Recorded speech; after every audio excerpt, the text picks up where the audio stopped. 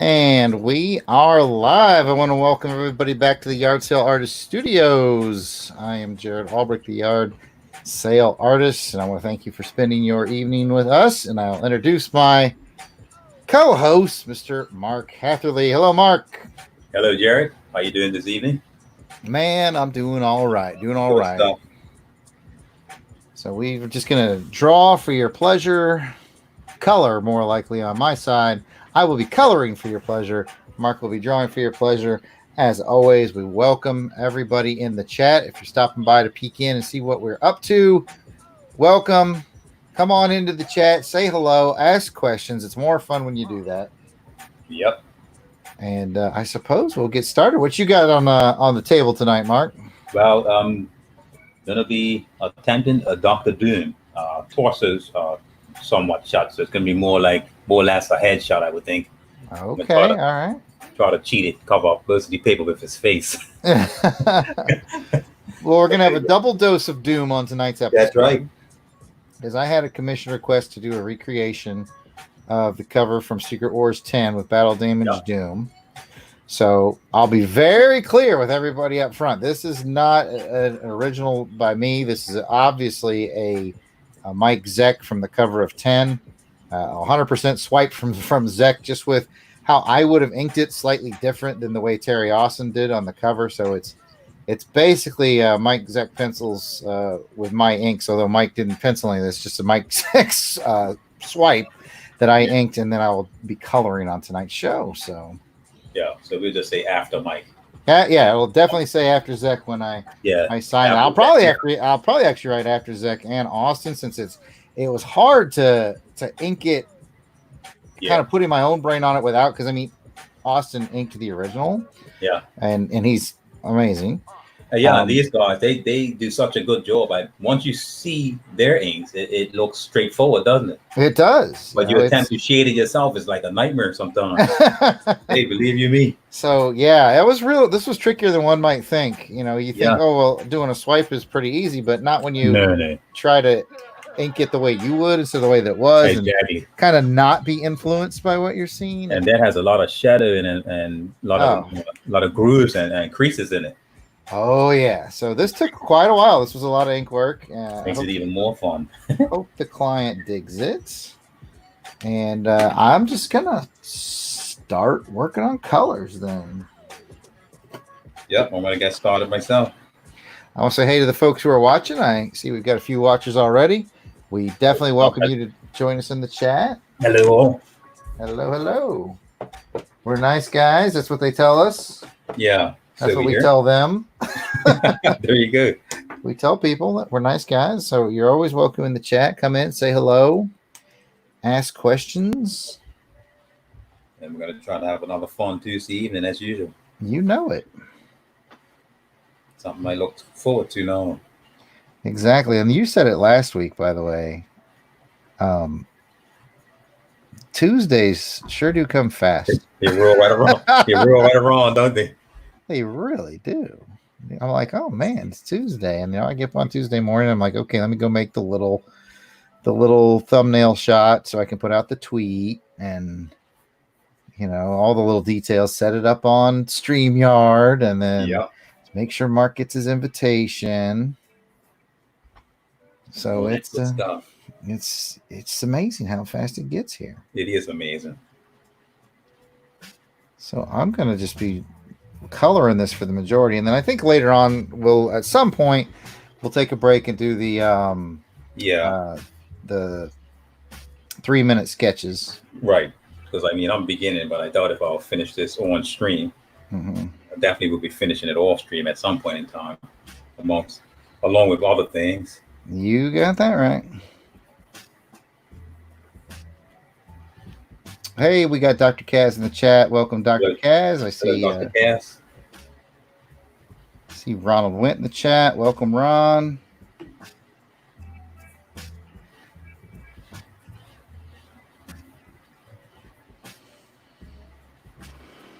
And as usual, we're rocking to the smooth sounds of Joe November. Ron's just now joining, so he didn't get the whole spiel about how the drawing came to be at the beginning.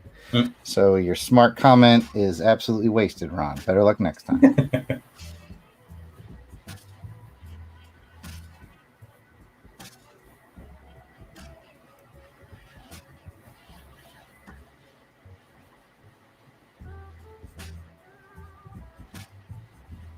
That's a nice hoodie on.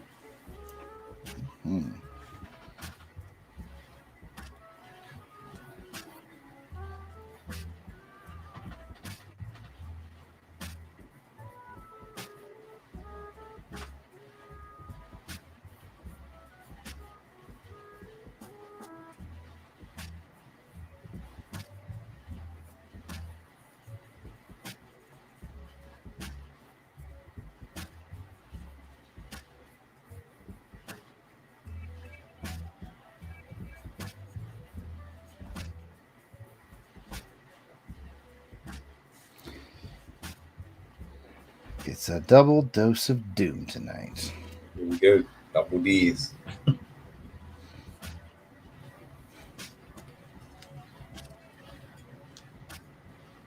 Hello, Courtney. Welcome to the chat. Hello, Courtney. Always nice to see you. I've been trying to talk. Ron's a pretty good little artist himself. I keep trying to talk him on coming on the show. Yeah.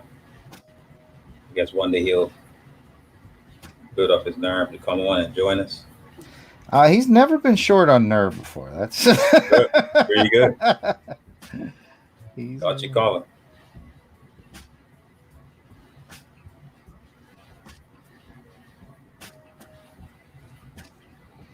So anyway, Ron, since you came in a little bit late, yeah, I was telling the audience and everyone that this is absolutely a Zek swipe. I was asked to do a recreate of cover 10, and so yeah, this is 100% a Zek swipe. But the challenge was, I kind of re-inked it in the way that I would have done it, which was hard because you kind of have to, like in your mind, kind of drop what Terry Austin did and then do your own thing over it, and much harder than one would think. But it was fun in the end. There's a lot of ink work, a lot of it. I mean, this took a while, but I want our client and our friend Dr. Kaz to have himself a piece he really likes. So I hope you enjoy it. Yeah, as always. Keep the customers happy. Yes, sir. Means a lot, Give the people what they want. Yeah, exactly. But it was fun. I would actually wouldn't mind trying this again, like over some other right famous pose or whatever, and just try to do like how would I have inked it. And so yeah, you'll notice like if you compare them side by side, Austin has like a bazillion tiny little fine lines and tick marks and all that, and I tend to boil those down to just kind of heavy blacks. So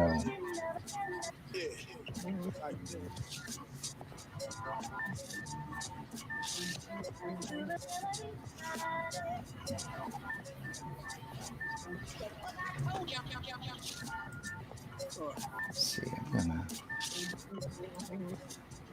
turn Joe's down just a little. There we go.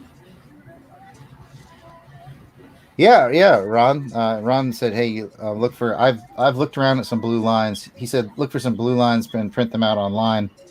And yeah, I've done that before, and I'm definitely interested in kind of doing that again. I'd really like to see what my inks look like over certain covers. This one was like kind of the first time I ever did that. So hard though, because there's not really a true blue line of what Mike Zek did.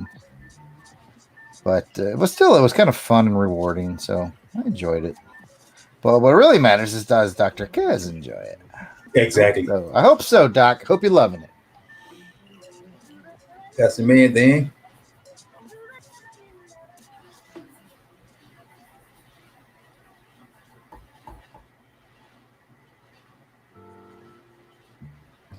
And now I will play with the colors.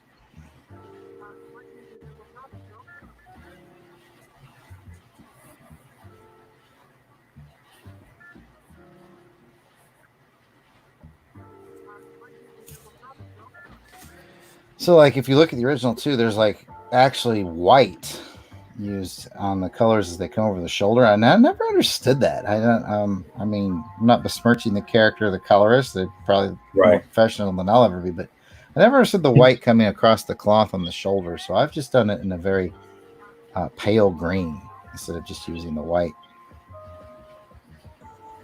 Always looked a little off to me, but it's art. It looks a little different to everybody. Exactly. It's in the beauty of the beholder, eye of the beholder, huh? Beauty in the eye of the beholder. And that's what you call putting your interest on it.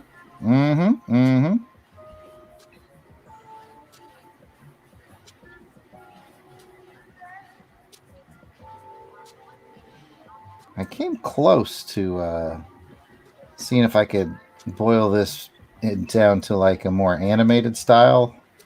Right. Almost like Bruce Timm Batman universe style. Right. Almost did, but then I was like, I don't know. Like, Kaz was pretty specific about what he wanted on the cover, so I didn't know like how much room I had to play. Yep. Like, I don't know if he wants me to get that creative. Exactly. So I played it straight.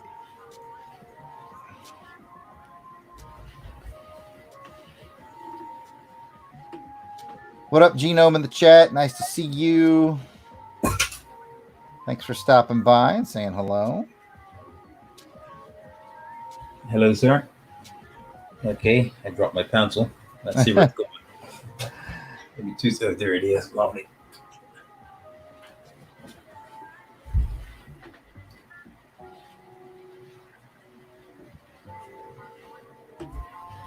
Okay, let's get this hand right.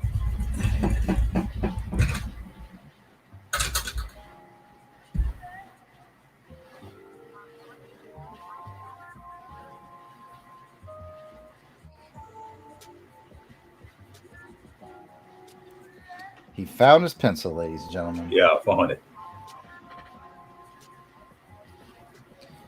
Gino, welcome to the chat. He knows his comics right off the bat. Yep, this is a recreate on the Secret Wars 10 cover. I don't got to tell you, but I'll just reiterate it for anybody to join later. This is absolutely not an original design by me. This is a recreation for a client. Can you move that for a minute? And let me tell you something. There's a lot of ink work involved in this piece. Like I said, I did it in my style, which is more boiled down than Terry Austin, who was the original inker. Like, I can't imagine how much time Terry spent on this with all the insane detail he put on it.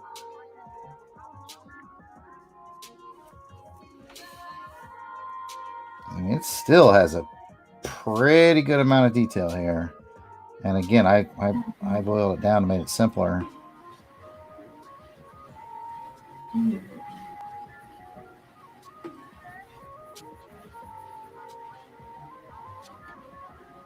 Woulda, shoulda, coulda. Ron, gotta go with what the client tells you to do. Yep. That's what everybody needs to remember. If this was a piece I was doing just on my own, I definitely would have gone at it a different way. But it's for the client. If life was that simple, huh? Yeah.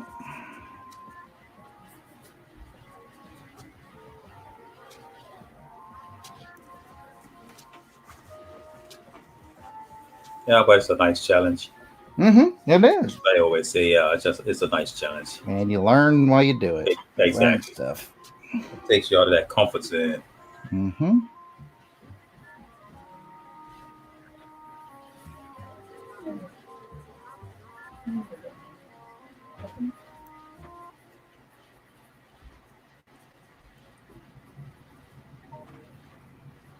Yeah, I'm really liking the way the lime green plays with the darker green for the lighting effect.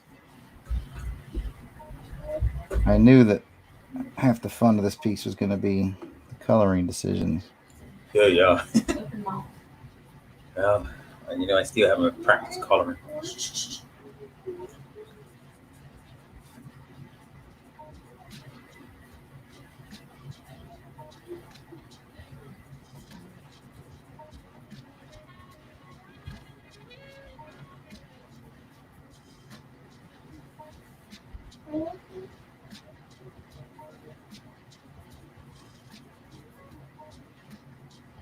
me. I've gotten, thanks to this stream, I've gotten fairly busy with commissions, So I got a bunch that I need to get finished up. I understand.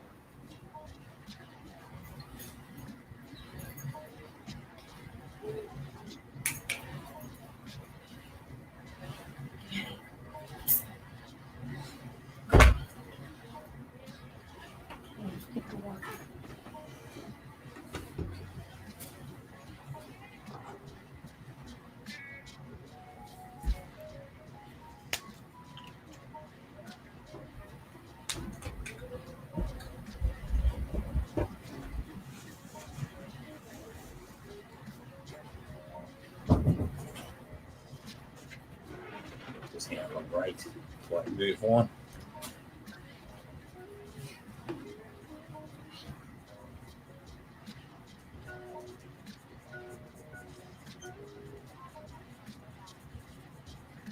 Giant.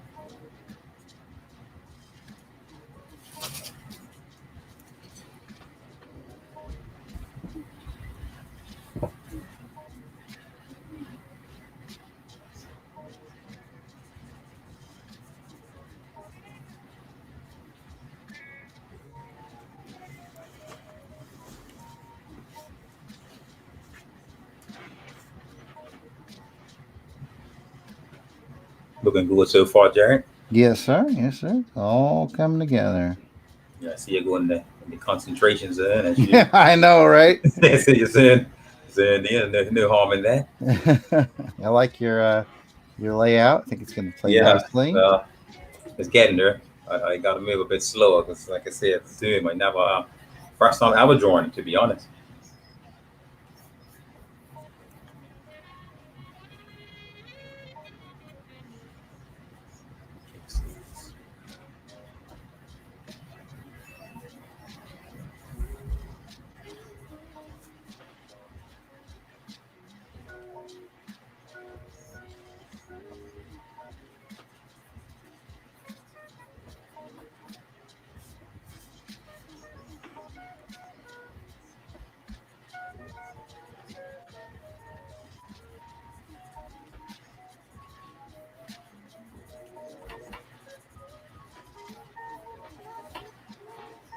So, what's everybody doing on Taco Tuesday? Yeah, that's right. What's that? Cinco de Mayo? It's Cinco de Mayo, which happens to land on a Tuesday, which commonly we call Taco Tuesday. Yeah, exactly. What worked out? Somebody's excited. That's somewhere in the world.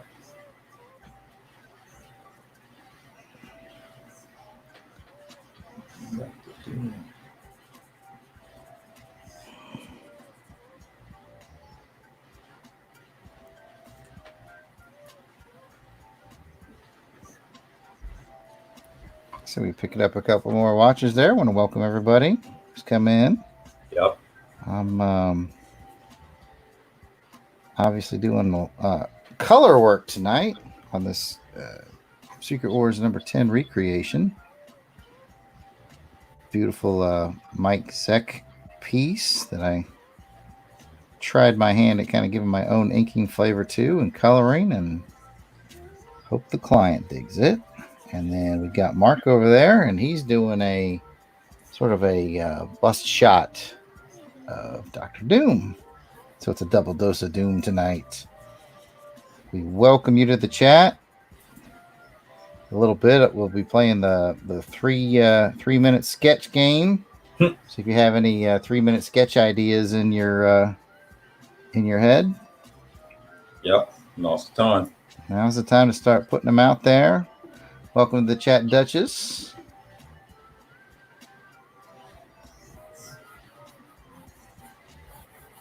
And I will do my best to capture your 3-minute sketch suggestions, and we'll pick one randomly and do that.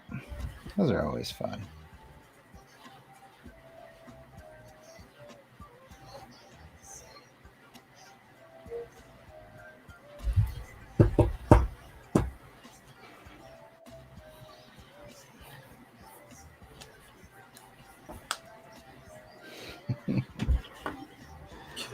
There.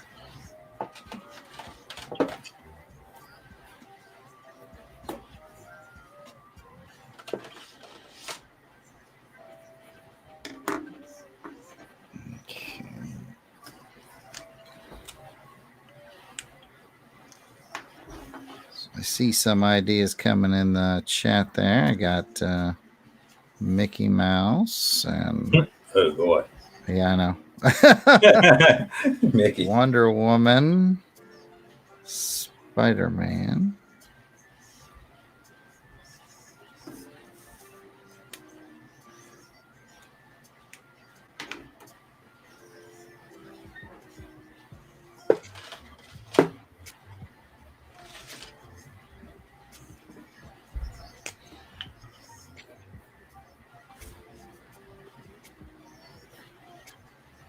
Hey, Ron, if you're still in the chat, man, you get anything in the mail recently? Just asking.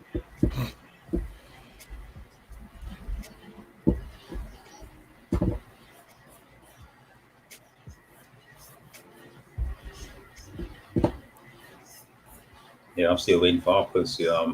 I meant to call today to find out when they're going to be open back up or to start sending some things off, you know? Yeah, I know you've been waiting a while. Yeah, it's been a while, yeah. I see. Okay. See some more suggestions in the chat I've captured.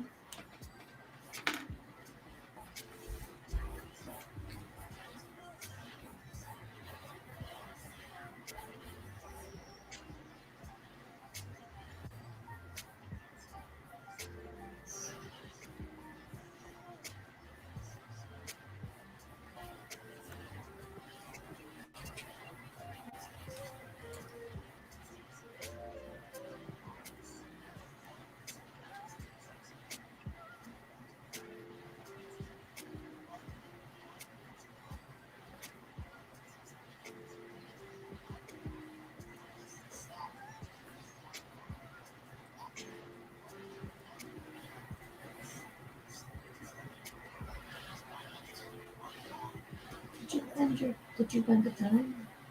What? The bar. Oh, Ron says he's not home, so he hasn't got a chance to check his mail yet. Okay.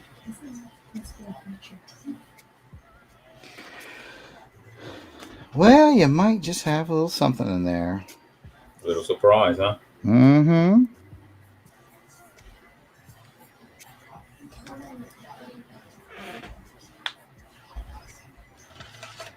Yeah, just might.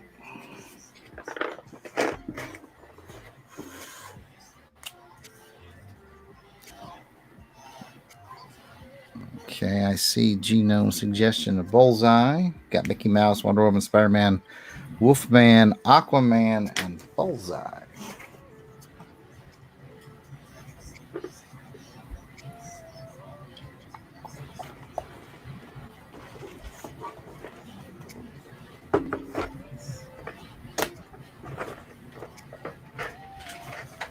Searching around for the marker color I want here.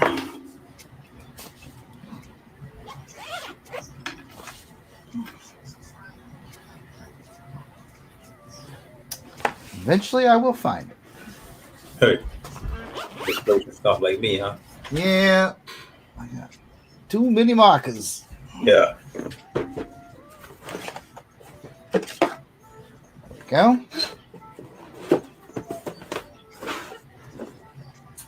I found it. I found it.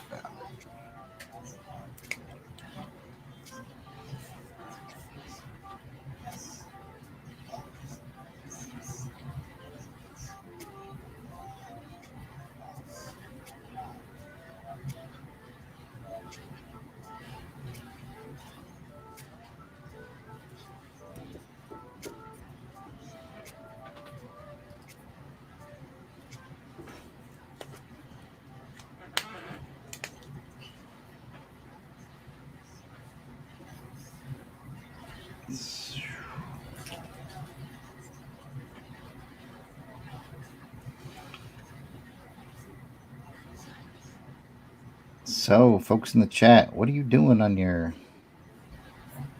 Cinco de Mayo? Anybody out there having Mexican food? We did tonight. I made nachos. If there's good. Mm-hmm. And we made nachos and some taco with, taco meat. I made some excellent nachos.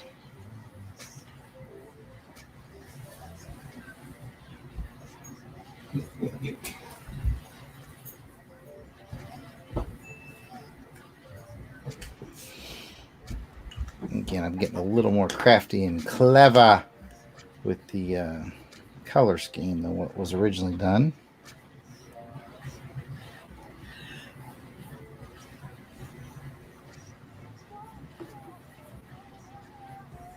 I just want Ron to be proud of me, that's all. That's it. That's all that matters. Come on.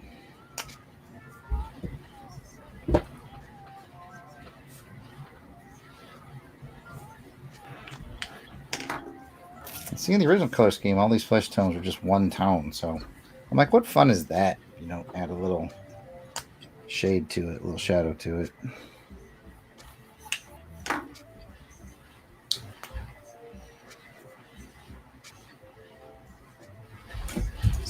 Should be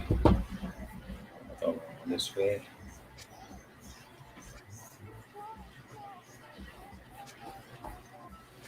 I gotta give it up to Dr. Cass's his taste. This is definitely a memorable cover Yeah. from the childhood, and it's just great. I mean, Zach did such a great job capturing a really beleaguered Dr. Doom, but like he's obviously not out of it. He ain't giving up yet. Just a really cool design by Mr. Mike Zach. Sometimes I wonder how long it takes before they actually come up with these finish. And I know obviously some of it evolves over the years. Mm-hmm. But some of the designs are so cool, you wonder sometimes like how did they come up with this stuff, Yep. This is definitely a strong piece from Mike Zach. Of course, he's done so many strong pieces over the years. Right. Some of my favorites are his G.I. Joe covers. Big Joe guy. Of course, everybody knows him from The Punisher and, oh gosh, a zillion other things. Yep.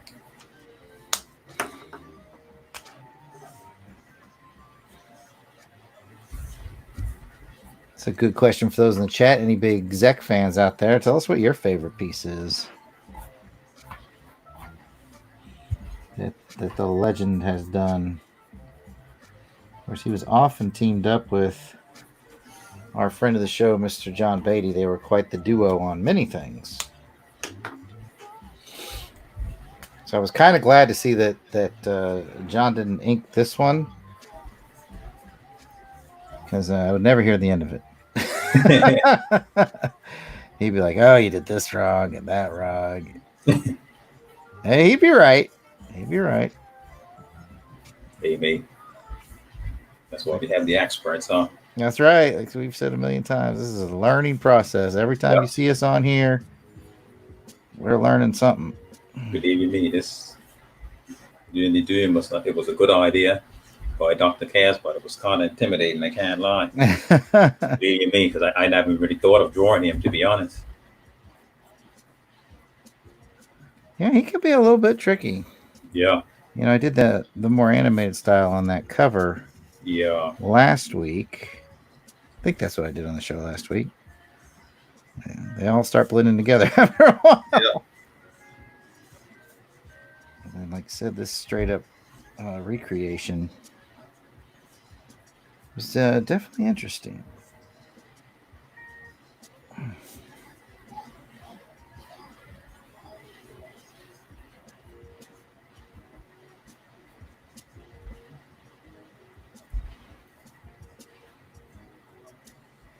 Genome says Captain America 286 may be one of Zek's finest covers, as a personal favorite of his.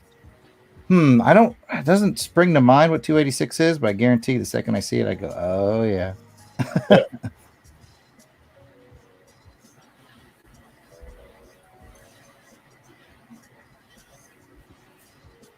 Yeah, I got to meet the man himself last year at Heroes Con. I got to Nice. meet Zek and chat with him for a bit. Great guy, super friendly.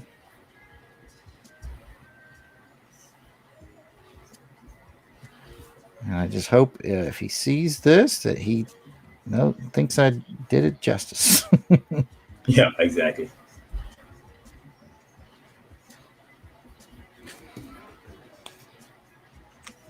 I think a fellow artist can appreciate that work.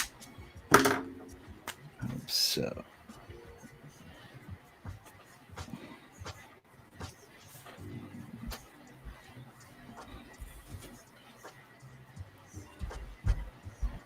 This is actually my favorite part of it, is adding these color details, the shadings that were never there before. I think it's really given it a little zip. And I'm pleased with. Yep. But again, it's all about what makes Dr. Kaz happy. Yeah, there you go. Hope he digs it.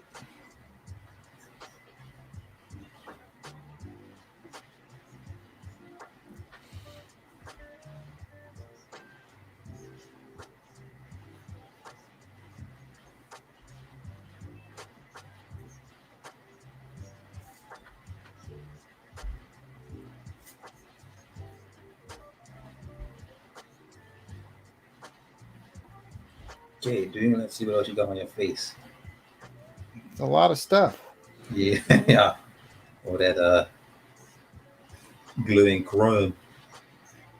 Courtney thought you were doing an Iron Man for a bit, but it's all come together for her now.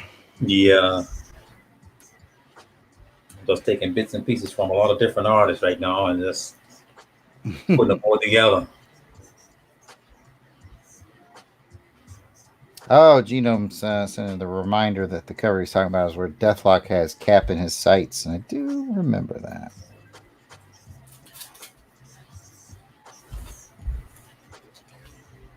All right.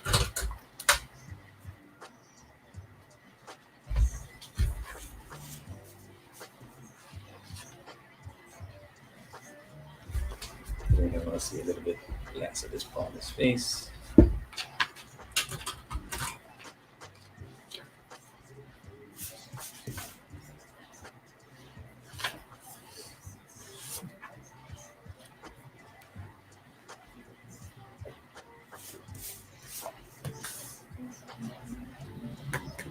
It's coming together for you, man. Slowly.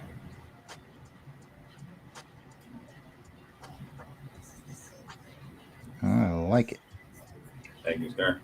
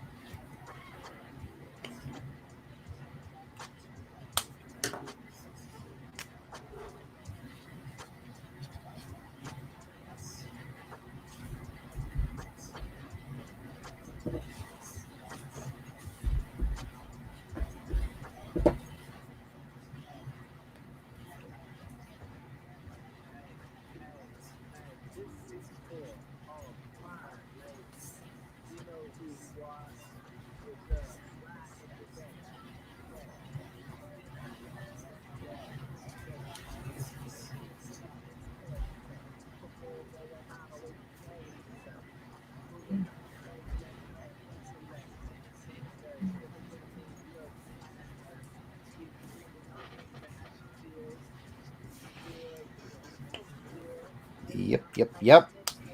Happy with these color choices so far. So far, so good, everybody. That's always good to hear. Genome in the chat asked, what was the inspiration for Hamilton versus Burr, A Werewolf Tale, which is a comic book that I wrote, in case you guys didn't know. Look, I happen to have a copy right here. Available at theyardsaleartist.com. what was the inspiration? I don't know. I got bored one day and I thought, I've always wanted to write a comic, and It all started from there. I just thought, what kind of like famous people can you use that don't require copyright? Yeah. And I was like, well, historical figures are your best bet.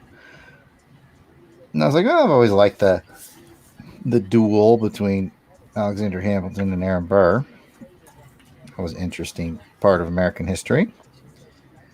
And I thought, okay, well, what should I do to make it interesting? Let's make one of them a werewolf. And then it just everything starts to kind of fall into place. I mean, you're very creative, though. I mean, I don't know how you come up with this stuff, but hey, I like it. I just see it in my head. Yeah. I go, okay, well, let's write the story that I want to read. And so it's just amazing to me. My favorite part about it is like when I decide to write something like that, like historical fiction, you do some research so you can put some true history elements in there and I add some authenticity to it. But it's really neat because these true historical things you'll read about and you'll be like, oh, that plays really well. I can use that in the story because it'll really accentuate this or that. And really interesting how so much of it kind of came together just from the research of the true historical part. So it plays itself. Yep. And it was just like so many neat little light bulbs going off. Like, oh man, that's awesome. That sync up perfectly with this. And I don't know. That was the most fun behind it. Really was that all that coming together.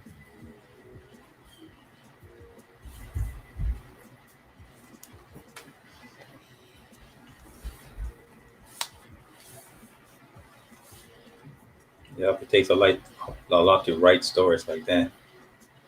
No easy task, I must say.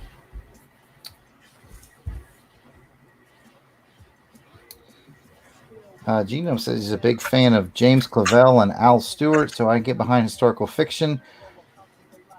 I've never read any Clavell, although I've seen a couple of the films as things that have been turned into films, and I'm unfamiliar with Al Stewart, so I let you down on that one. Duchess said, would you say that's a bucket list item? What, writing the comic? If that's what you're asking, Duchess, then definitely. I always wanted to create my own book. And so that was fun.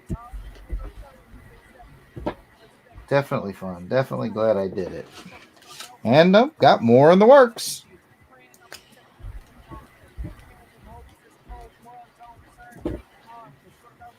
All right. Skin tones are done, so I'm going to move on to yellows.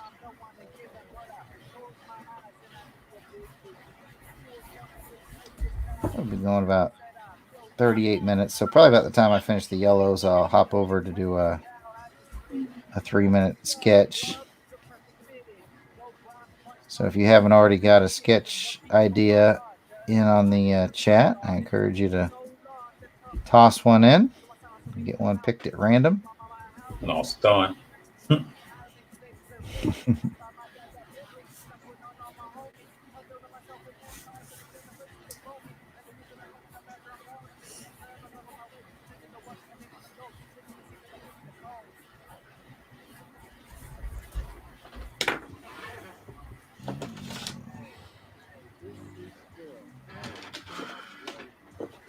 Let's just see here.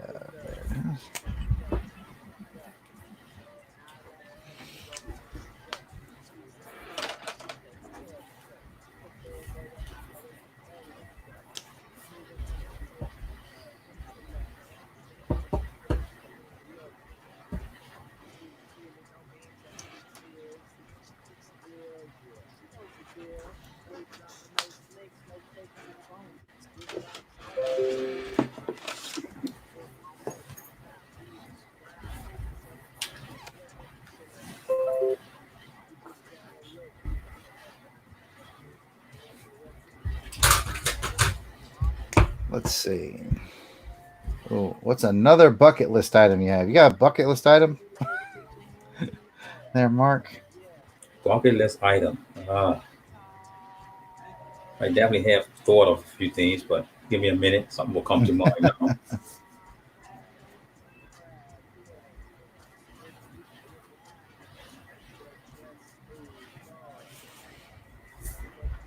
It's not Yeah, that's funny that you mention that because like I've had them. I've had bucket list items, but I've yeah. accomplished a lot of them. I'm happy to say. Okay, good stuff. Can't say the same. I think what else would be a big bucket list item? I mean, I know I want to get uh physical comic book pencil. You know. Well, you're well on your way. Yeah, exactly. So that is one. Yeah, that's definitely one I want to be able to cross off the list and see come to fruition. Definitely on the way. Yeah. So right, we're on the right path. You know.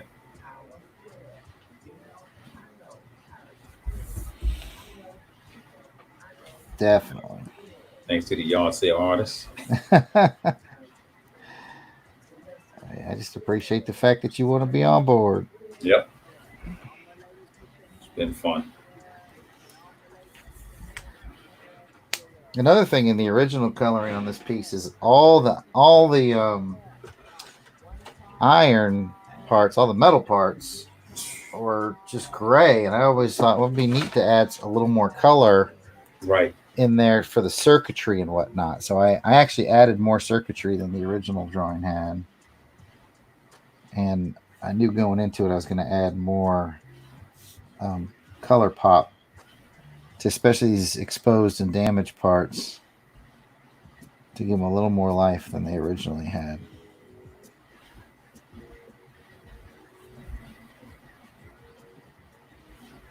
Just trying to spice it up. There you go. So right now I'm putting in some purples and some greens and put in a little bit of bright blue so that when those grays come in, these should at least pop it up a little bit.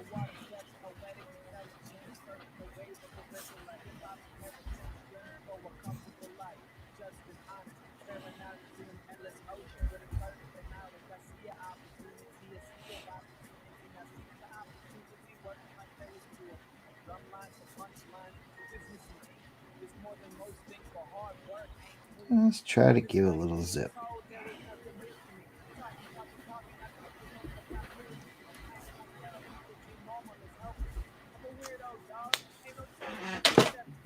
All right.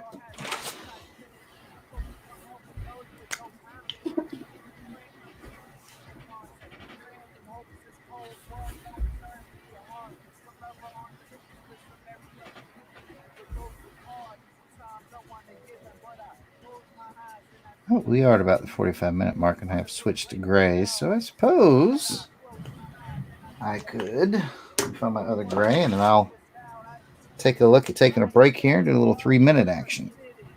Sure. I'll be glad to join you. It's up to you if you feel it. Yeah, that's. I'll take a break from Doom. A little doom breather for you there. Hello, Doom breather. Same here. This coloring is coming along pretty well. I'm happy with it so far. Got the grays to do, and then we'll highlight work, and we will get there.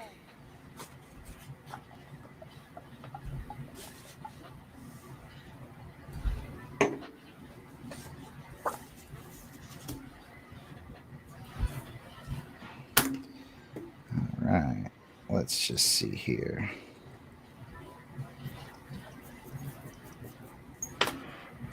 Oh, we got a question from the Duchess to answer too.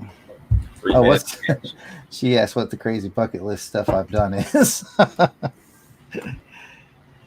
don't have a huge bucket list, but I've like the first thing I wanted to do in life, like it was my goal to be an officer in the military, so I accomplished that.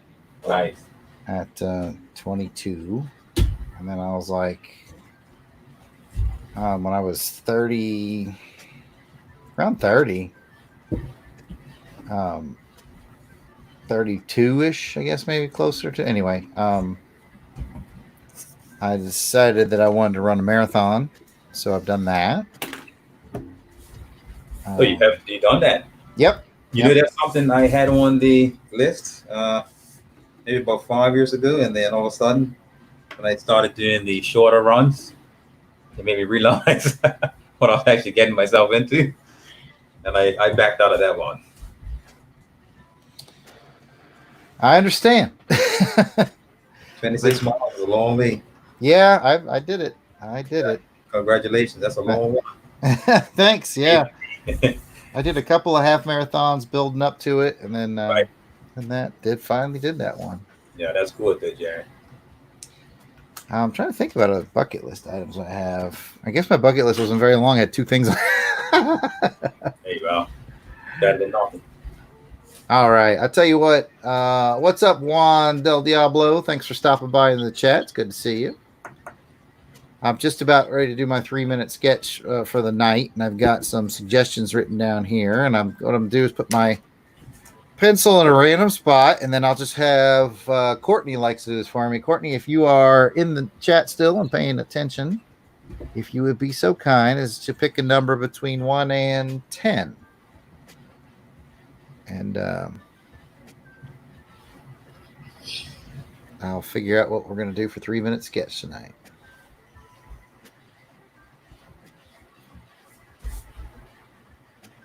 Anxiously await Courtney's most important number. Courtney went with 5.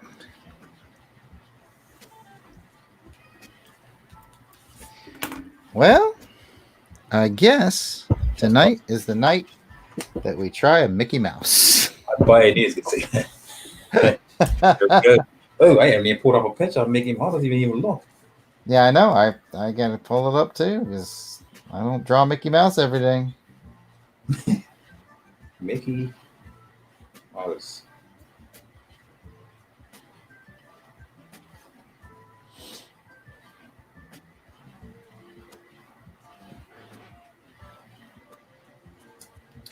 Good old Mickey.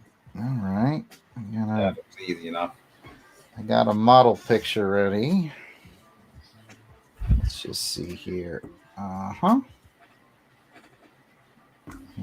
pencil here. I got my 3-minute sand timer. And I guess I'll get ready here. Hola Chola in the chat. About Hello, ready to Chola. do 3 minutes worth of Mickey Mouse tonight. Juan says, "Be careful, Disney might sue you." And it's like, not if it doesn't look anything like Mickey Mouse, which is probably what's going to happen here. So we're going to get a little zany tonight. See how we can do with a Mickey Mouse. So, all right, I got my sand timer, and I'm going to be flipping it over. And 3 and 2 and 1, and here we go. Okay, Mickey, so you got a big round head. Yeah, I'm picking up that round head vibe myself.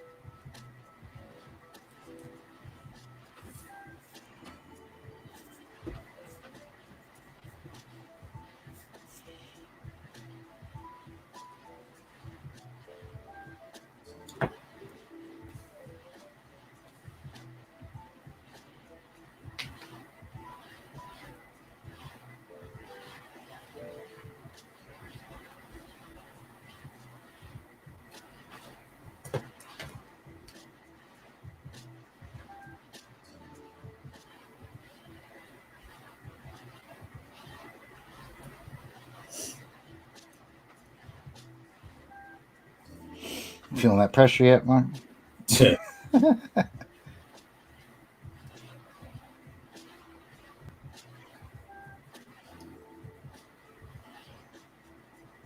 Yup, I'm feeling it.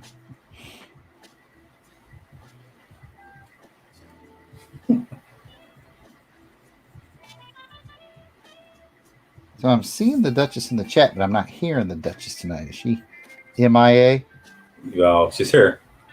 Oh, okay. She's quiet tonight. Yeah, she Okay. is pretty quiet tonight, isn't she?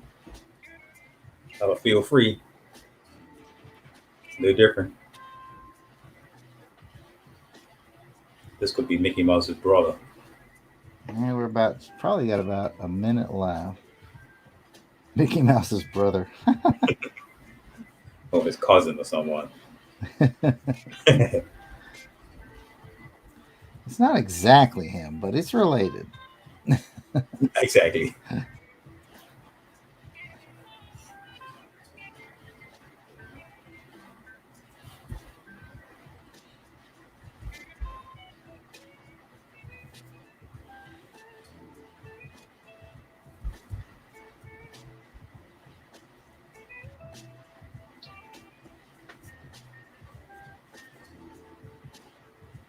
Oh, and we rapidly running out of time.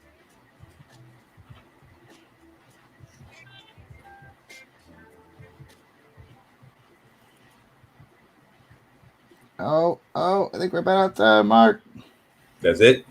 Yeah, I'm going to finish this hand up in a real bad way. But, yep, that is it. I'm going to put the darken up spots that are supposed to be dark, and that's 3 minutes of Jarrod. Mickey Mouse. There we go. Mine's so light. Like, yeah, yours looking good, man. So is yours. Mine's so light though; it's like hard to see it. Like, Yeah, it's not press down hard. It's hard to capture the actual proportions there, isn't it?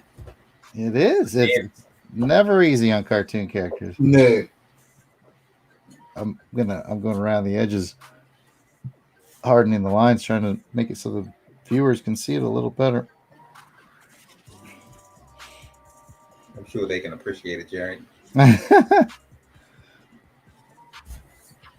All right.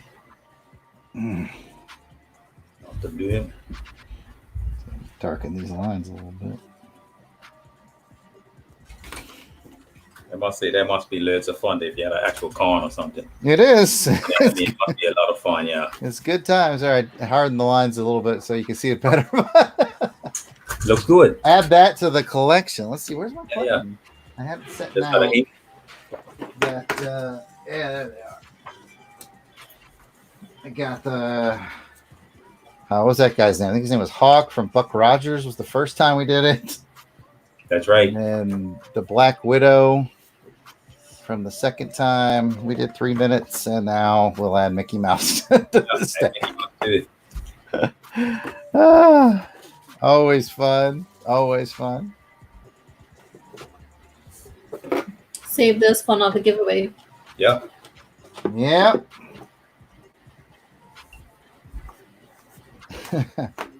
So I was thinking about it. I actually ordered some 4x6 cards because I read online that you can send a 4x6 card with just a postcard stamp. Oh.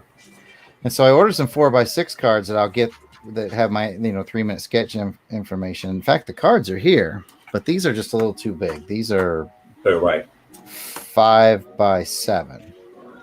So I got 4x6s, and I'll get it printed with my info, and then that way when we do them, I can just put a postcard stamp on it and mail it to whomever. It'll come like a postcard. That's a good idea. That'll be fun. That is awesome. So really, I just got to go down to the print shop and get the stuff printed on it. You guys got that to look forward to here at the Art Sale Artist channel.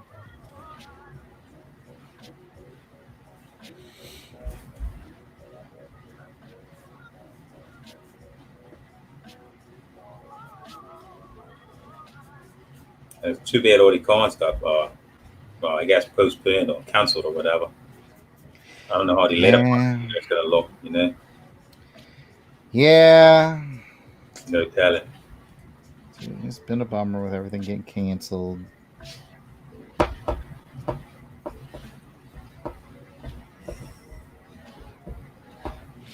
I just chalk it up to my usual luck. Just like, yep, this was the year I went full time on my art, and then this is the year that all the cons went away. Yeah. But luckily, thanks to the commissions that people have been ordering, Yeah. have been good and bountiful. So appreciate everybody out there who's ordered something very, very much. Gina says that he framed the Clint Eastwood print. Oh, nice. Thank you. And gave it to his mom. She has it hanging in her living room. Nice. What? I think I'm gonna need a picture of that. Yeah. If you get a chance, snap a photo of that and send it. I love seeing my stuff hanging up at people's houses. Yeah, man, It means a lot to me. Yeah. It must be nice. Hopefully someday I'll be so fortunate and lucky. I think it's happening soon. Uh-oh, someone got a phone call. Line. Hello. Someone's popular. Hi, how are you? Let's listen in on the conversation, everyone. I'm just gonna put little rivets all over the place. I know. Couldn't do any harm, could it? Nope. Can't never go wrong with some rivets. Let's just put some black in there somewhere.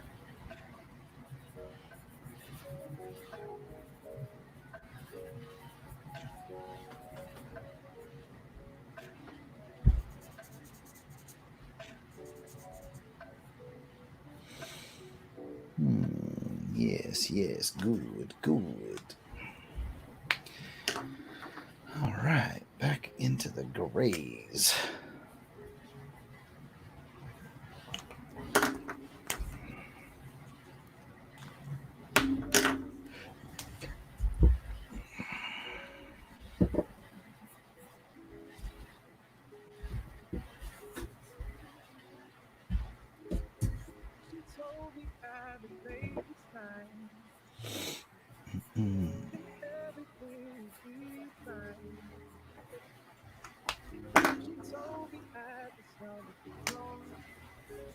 Okay, now comes the fun part.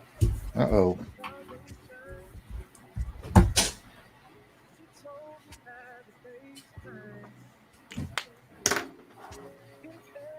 Sorry. That's quite all right. Exactly. Mommy duties.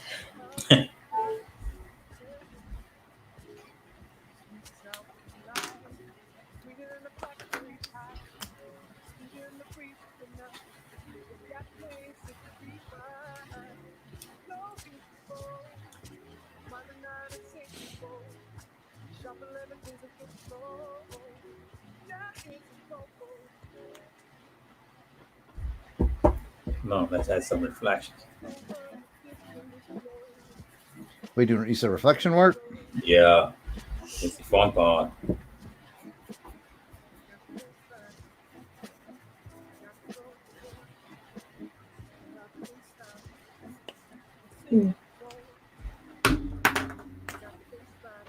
Gina says he needs a Michael Myers print now.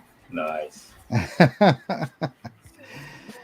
Well, Gino, man, more than happy to hook you up with that, buddy. Just remember, it's I'm not trying to upsell you anything, but it's always a better deal to get more because the first one's 15, and then after that they're only $5 additional. So if that's the only one you need, we'll get you squared away. Be arranged, huh? He said he sent you the picture of the print on his mom's wall. Oh, cool. Okay, I look forward to looking at that. Thank you.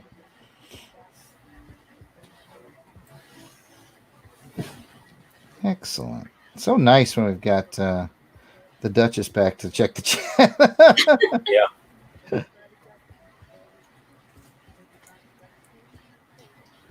We love the Duchess.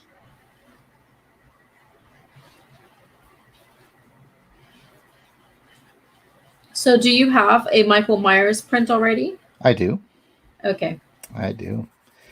Yep, I showcase it On the website? on that episode that we did. Okay. And I'm sure that Genome saw it there.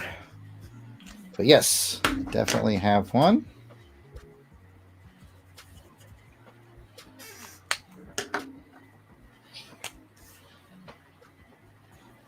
That should work out nicely. And I really appreciate it, Genome.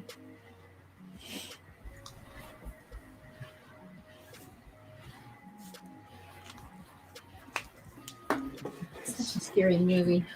I don't know how people watch that movie.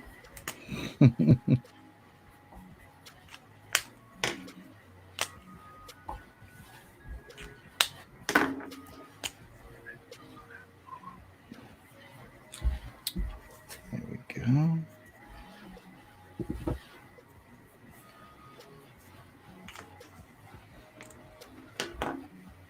What's the scariest movie you ever watched? Ooh, the scariest movie I've ever watched. Probably The Exorcist. Wow. Exorcist. Damn, that's deep. The Exorcist is up there, man. Yeah. Like the funny thing is, I didn't really watch scary movies at all until I got to college. Right. Up until then, like I'd only seen Poltergeist, and that did scare me as a kid. Right. It Oh, wasn't that wow. bad, was it? What? But I got to college and I saw that's when like the first Scream came out. Scream became real popular. Right.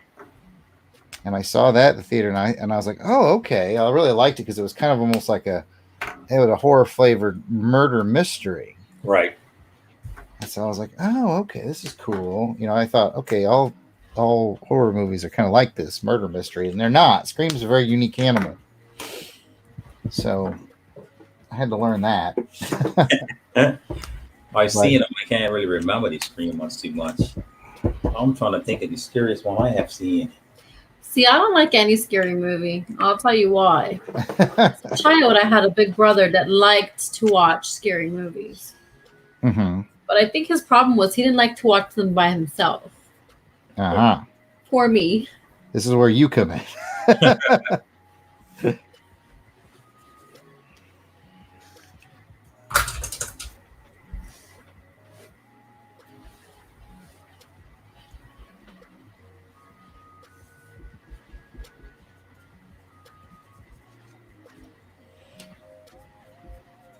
My wife loves scary movies.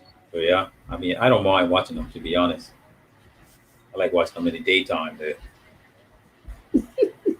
And because she likes them so much, you know, I've seen a bunch of them, so they kind of lost their effect on me. Like they don't scare me. I don't think I've actually been like scared out of my shoes since. Right. The last movie that I can remember, like just making me jump out of my shoes, was The Ring. Yes, with the telephone. Yep, and then like that part where she comes out the TV. Yeah. I was like, Yeah, that was what creepy. the hell? Yes. And the well, didn't she come out of a well or something one day? Yep, she was in a well, and yeah, when they went that scene where they went from watching her on TV to her crawling out of the TV, I was like, no. Yeah. It's pretty- Wasn't there one called Grudge? Yep, Grudge. similar film. Similar, right? Yeah. Yep. Yeah, both were originally Japanese horror films that got basically those were the American remakes. And I think a lot of the horror movies today, they more or less specialize in a lot of gore as opposed to having a story that actually really scares you. It's just like a lot of core stuff, you know? Yep. See more of your slasher films. Right. I think that's the difference now.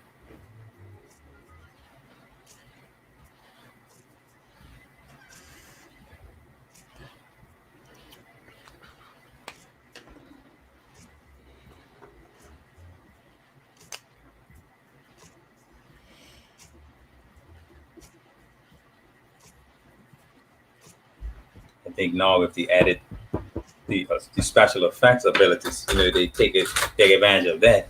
Yep. and skimp on a lot of the actual story. Yeah, I think you're right. And I mean, it's kind of a well-known fact that horror movies are one of the best ways to make a profit because they're really cheap to make. Right. And lots of people like horror movies, Mm-hmm.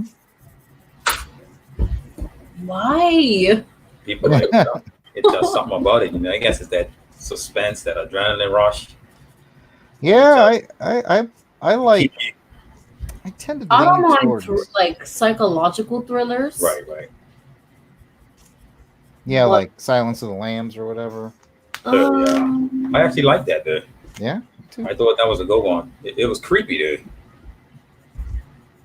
That was Yep. very. It's that more was- psychological.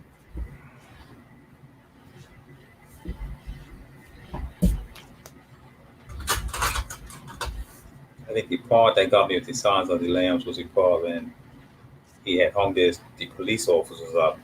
Yep.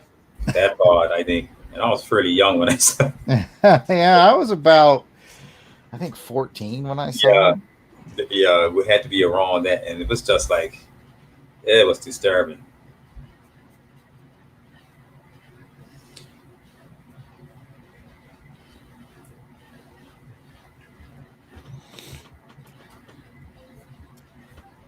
Courtney says that she could only do Michael Myers, the Halloween series. I like Michael Myers. I don't like I like the original one. First Yeah, the one, original's pretty good. Ugh. I think maybe the first and maybe the second, but after that, I couldn't say I don't even remember too much of them after that. She says that she can't handle Nightmare of Elm Street. Right. I find those to be a little sillier. Yeah, it's more comedic, isn't it? I gotta agree with her on that. I hate Freddy Krueger. Okay. He's an easy guy to hate. Uh-oh, I got Ronald Went checking in with 3 steak tacos and a taco salad. Where's mine, Ron? I know, right? He disappears from the chat for like 45 minutes and he comes back just to tease us. Yeah. Damn, disappears again. Probably too busy licking his fingers. He can't type. He's over there thinking of crafty new ways to give me a bunch of crap and not give me any tacos. We're supposed to be brothers, Ron. Yeah. Right, I think that's just look on. I wanted to look. Okay, metal fingers. Let's see. See, I got all the colors you need right now. Just pass it over here. I'll color it. Hey, I said that. Right I think here. my Come wife. on, pass it over. Yeah. I'm But I trying said to my wife, No. we need to. Oh, you're right in there.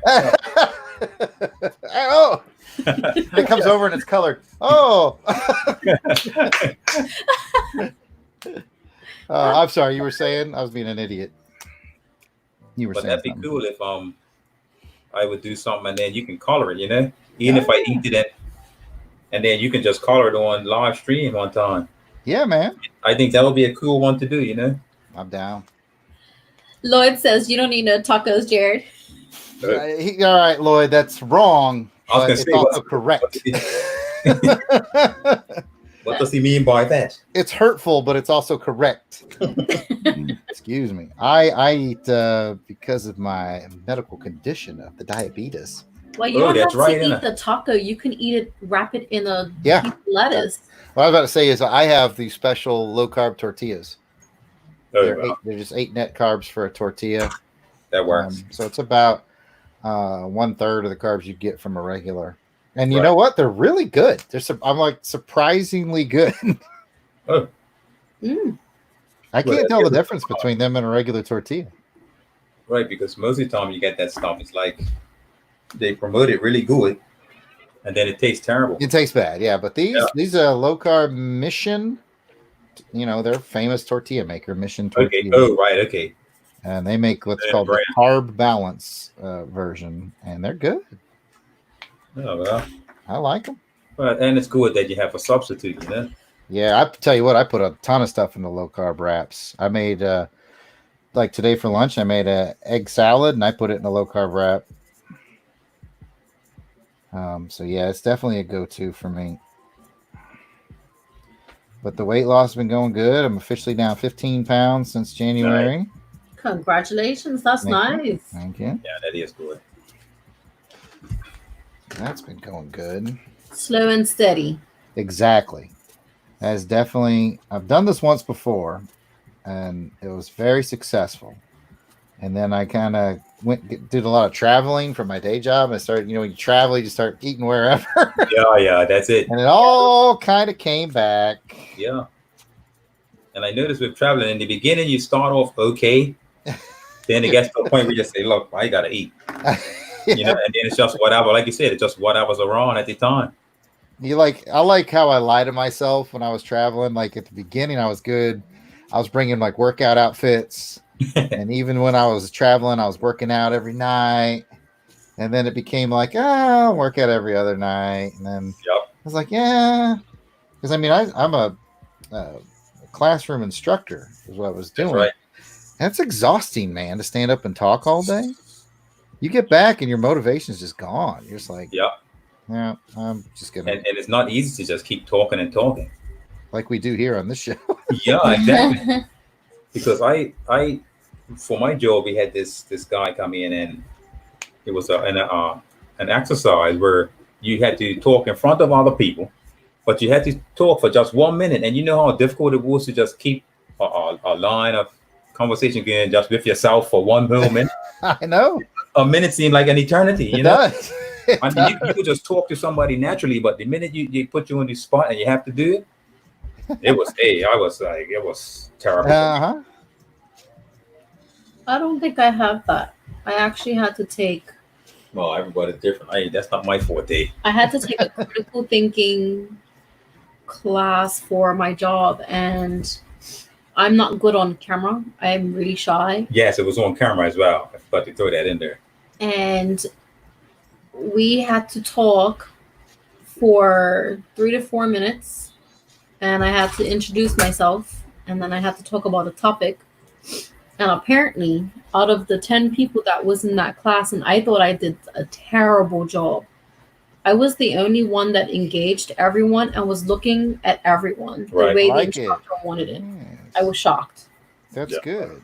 One of the classes I taught was how to be a good presenter. So I definitely would have given you good marks for that. For checking in with the audience is very good. Very good. Yeah. And it's not as easy as it sounds. It's not an easy thing to do.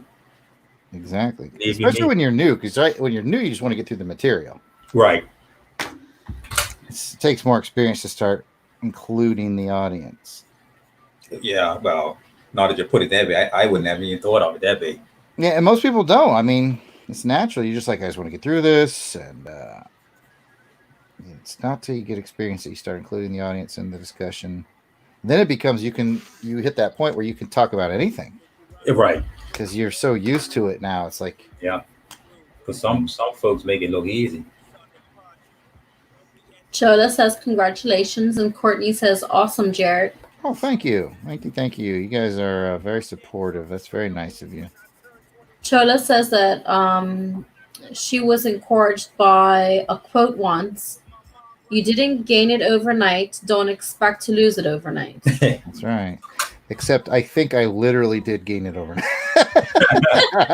Well, I went to Germany. I had a very large meal, and it never fell off. And there it is. It's still here. No, that's a good quote. And yeah, that is. And going back to what we were talking about, the slow and steady thing is really important, because if you lose it slow and steady, you tend to keep it off. No shortcuts. Well, that's it. Yeah, Courtney says she agrees. It's very exhausting. She used to teach kindergarten aid, the teacher's aid in kindergarten for years. Man, that's a lot though, Courtney, because little kids. Whoo. I got a couple live in my house. Well, just one actually. It feels like there's a bunch, but there's just one.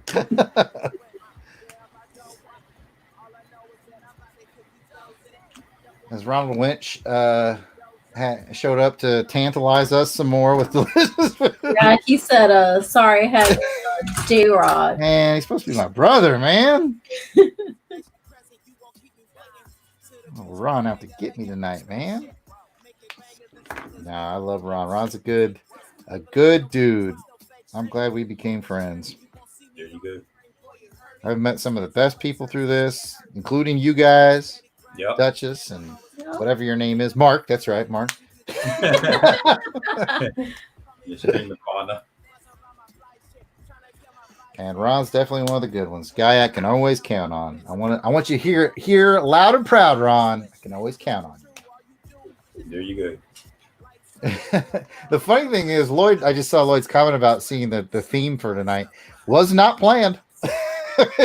This is actual coincidence happening before your very eyes. When Mark first checked in about 3 minutes before it went live, I'm like, "What you got on the table tonight?" And he was like, "Oh, I think I'm doing a Dr. Doom." And I was like, "Well, that's interesting." Because when I saw your thing that you posted on Twitter and whatnot, the avatar, I said, "Oh, because didn't you do a Doom last week?" Yeah, I know. I said everybody's gonna think this is a typo. So I thought it might have been like, sometimes you forget to change the title. Right? And then you start seeing on your table when I saw it, I said, "Okay, well." No, he was serious. Yeah. And Dr. Kaz we haven't heard much from him since he checked in earlier. He's probably a busy fella. He probably is. I just hope he's digging it. Yep. It looks good. Yeah, it does. I mean, again, it's Mike Zeck, so of course it looks good, but right. I'm really happy with what I've added to it with the colors. Like, did I ink it better or as good as Terry Austin? I don't know if I could ever go that far. Terry's a dang legend. Yeah. I did my best to add my own style, but this part where I'm adding my own color style is where I'm most pleased. Yeah. Very, very happy with this. Yeah, it looks really awesome. Thank you.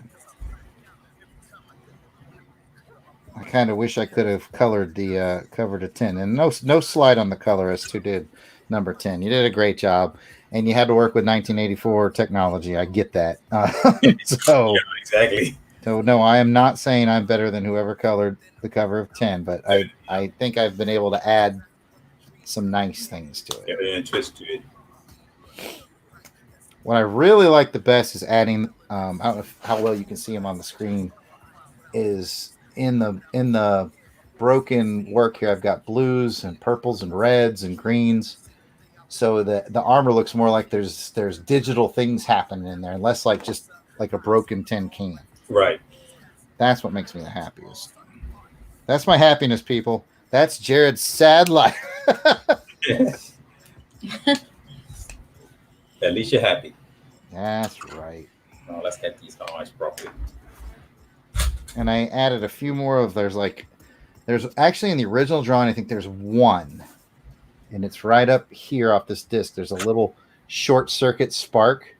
And I was like, oh, this needs way more of those. So I put another one here, another one here, another one down here. Because it just adds life to the piece, like his sparking and shorting out. So that's wicked, though. Yeah. It's coming together.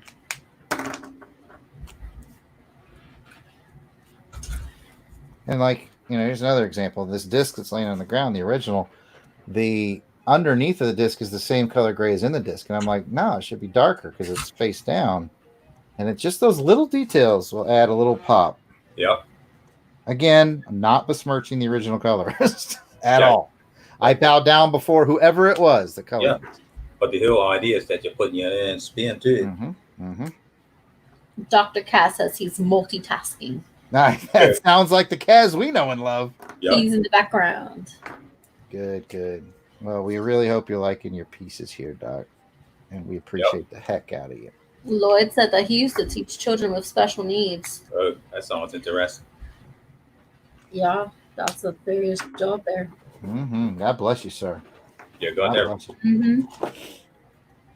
I have, because you know how it is when people bring up things like that, and I always have stories to tell, so I'm going to tell a story now. Well, listen to me. I have a cousin. Actually, it's my cousin's kid, so I guess it's my second cousin. Doesn't matter to the story. Here we go. He was born with Down syndrome. Right. And he's probably about 30 years old now. Maybe a little older than that, but you know, he still has sort of the mind and mentality of about 5 or 6. Oh, right. But he's a sweet guy, super sweet guy. And I was staying there with him the week, you know, and that's one of the harder things for people with Down syndrome is when there's big change going on, you know? Right. They like the routine. So we're staying there, and he's kind of warming up to me. And I got up early one morning to make breakfast for everybody. So I'm in the kitchen making breakfast, and he comes in there. And he recognized me. He said, hello, good morning. I said, hey. He goes to take his pills, right? He's got one of those pill boxes. It's got the days of the week on it. And he looks at it and he looks at me and he goes, what's today? I said, it's Sunday, buddy. And he goes, thank you. And he opens up the Sunday pill and he almost takes it. And I think, yeah, we've crossed a bridge here. I'm in with him now. And he stops and he gives me the most suspicious look. He backs up and he just opens the door to his dad's room. He goes, Daddy, what's today? And I was like, damn, dude does not believe me.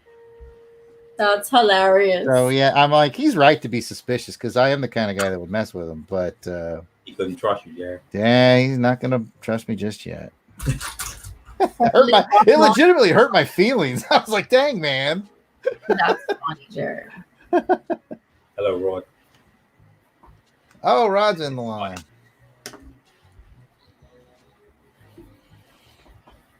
I've got a couple of bigger projects on my commissions list, so I'll probably have some things to do for the next couple Tuesdays.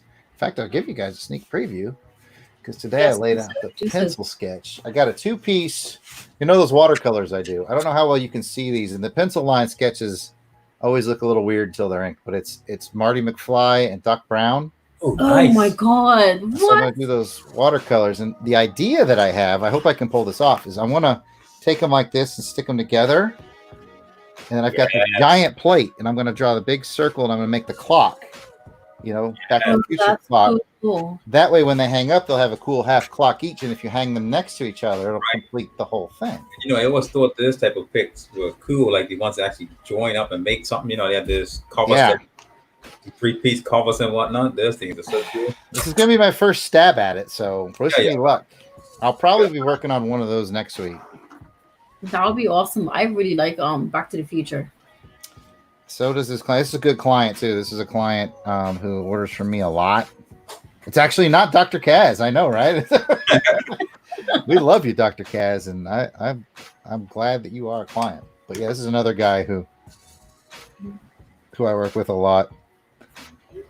Which leads me to another story. I know you guys were worried I was going to run out of stories. So the guy who got that commission, this is probably the 2, 3, 4, 5, 6, 7, 8, 9 or 10 things ordered from me. You know, I've known him for about a year. He does a lot of genealogy research, people's families and whatnot.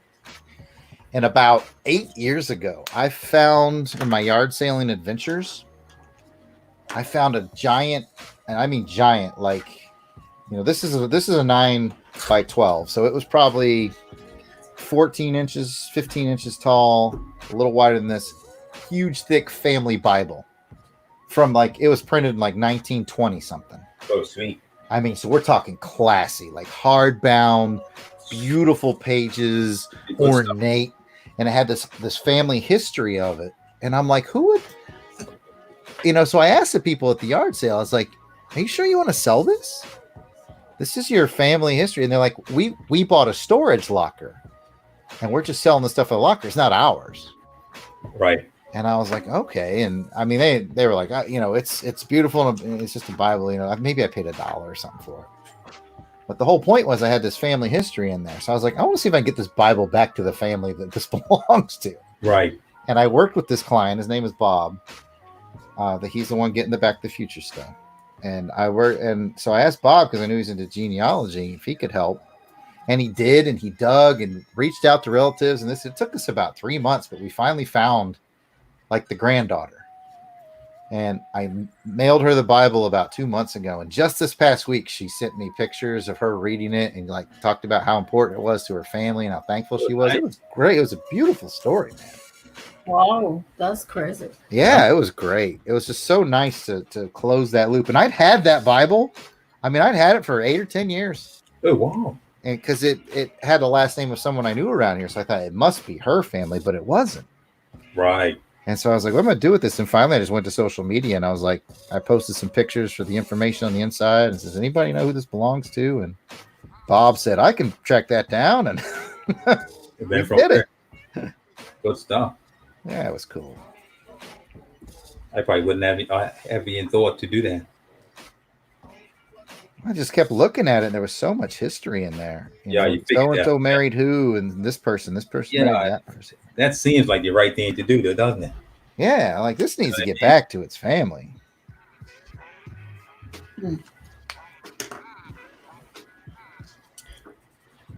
It's one of those things too, because I mean, the world today, you can't ever assume. Yeah, exactly. Maybe the family these days aren't believers or whatever. You can believe whatever you like, Yeah. especially on this show. We judge no one. There you go. All about. But yeah, but I was just like, even if you're not, I'd want that family history. Yeah, exactly. So I was like, I'm bound to determine. And then Bob jumped in and did his thing, and it all worked out great. Oh, Courtney's working on her family history. Oh my gosh, Lloyd in the chat just said he did that with a Medal of Honor he found at a garage sale. I would probably pee my pants if I found a Medal of Honor at a garage sale. Like, that's like the most prestigious award you can win. Right. It is the most prestigious award you can win in the U.S. military. How would that even turn up at a yard sale? No, that's what I want to know. No kidding. Tell us more, Lloyd. Yeah, exactly. I'm trying to imagine for myself. I'm just like, what? That's something you get out of the Army, isn't it? Yeah. Any military branch, you can. I almost use the word win. You don't win a Medal of Honor, you earn one. Earn Earn it, it, yeah. I'm saying Army because that's how we refer to it. Right, here. all military. I got you. That's common. No, that's fair. If you ever saw the Mel Gibson movie We Were Soldiers, he plays Colonel Hal. Is it Morris or more? I think it's Morris. And that man earned the Medal of Honor. And he lived in the town where I went to college, and he shopped at the gun store where I worked. Oh, nice. So I got to meet him and shake his hand, and I'm just in awe of this is a Medal of Honor recipient standing in front of me. And just like most of those guys, you would never know it. Right. Just as humble as the day is long.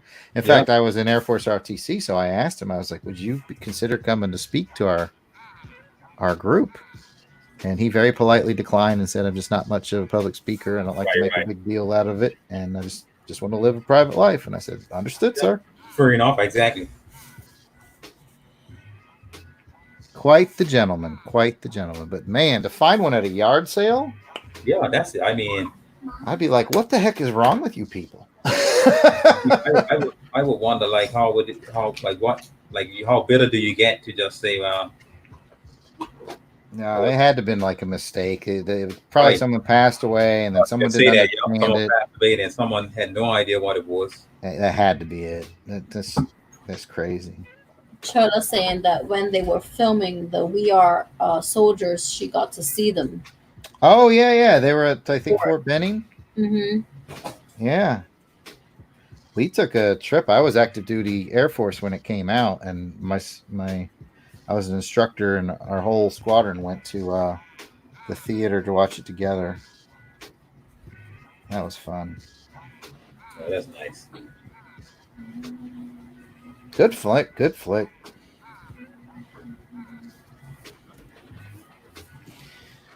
Oof. All right. I'm just a little. Oh, look at that. It's 1 hour and 29 minutes, and all I lack is a little yellow glow detail. This is going to work out nice tonight, folks. Hey, there you go. Oh, and I forgot Lloyd lives in Canada, so having it show up in Canada is even more strange. But the family was from Montana. Interesting. Well, you definitely did the right thing, buddy. Good work, Lloyd. That's super cool. I know Lloyd and I are We're like yard sale brothers. He's in Calgary, Canada. So Calgary. That's Yeah, right. we had in one of my old jobs, I had a manager of the warehouse used to live there, and he was a fur trader. Like he used to trade fur. Wow. Nicest guy, and he was from Calgary. I've heard the fur trade can get a little hairy. I'll be here all week, ladies and gentlemen. Did it though. Dad jokes, dad There jokes. you go. All right, I got a great dad joke for you. That's happening. Prepare yourselves. So you set it up thusly. You say, "Hey, I'm late. One of the new skills I'm trying to learn is how to read Braille. So I'm reading Braille now, and I'm reading actually a novel in Braille, and it's a horror novel. And I'm reading this horror novel, and something bad's going to happen. I can feel it. Let me know when you get it, Say that one. because it's Braille. Something bad's going to happen." Ain't no, I I'm can just feel paying attention to what you just said. Yeah, you gotta love the Funny. Jim song. Waka waka, Waka waka. waka waka. All right, I got one more for you. I just heard my brother just told to me the other day. So, a guy goes into a restaurant. The waiter comes over and says, "We have lobster tails today for just $1." And so the guy's like, "Wow, that's good." So he pulls $1. He goes, "I'll take a lobster tail." So the waiter goes, "Okay, so once upon a time there was a lobster." Get it? Lobster tail. I Gotta love think we that. just lost all of our viewers, ladies and gentlemen.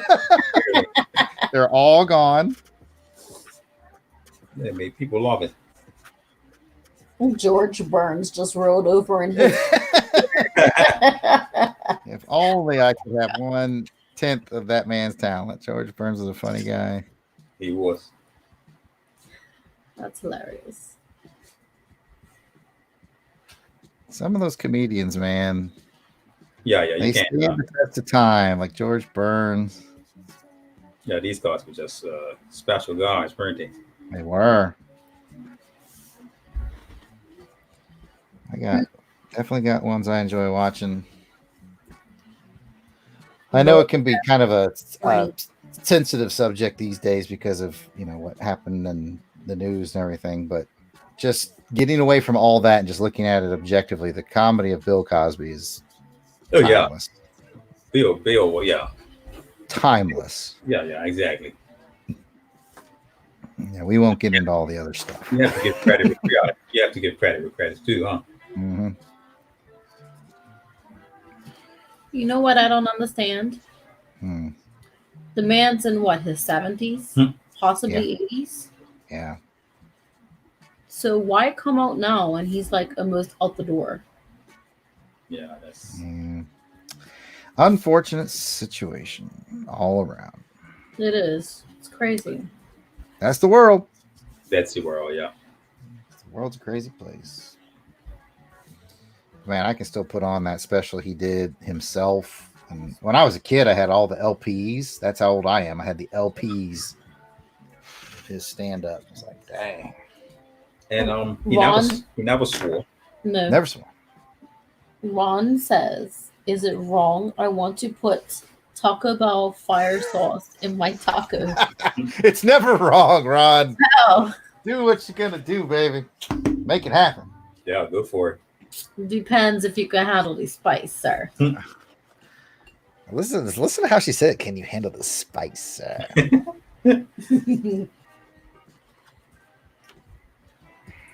So I'm thinking about going a little crazy. Doing just a little bit of accent color for the doctor. Even though I know it's 1 hour and 34 minutes and I'm supposed to wrap up.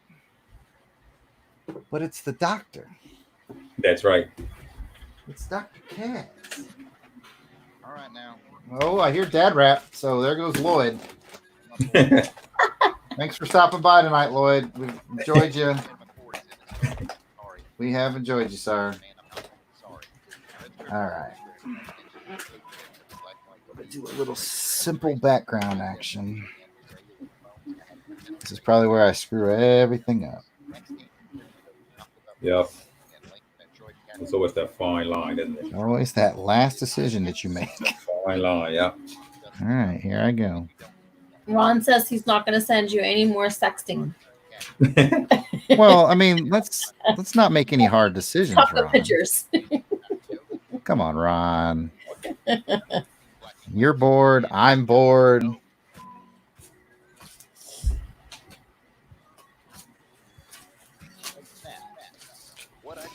Just soak up that dad rap, Lloyd. You know, we don't even charge for this. This is like a free streaming. Yep. Exactly.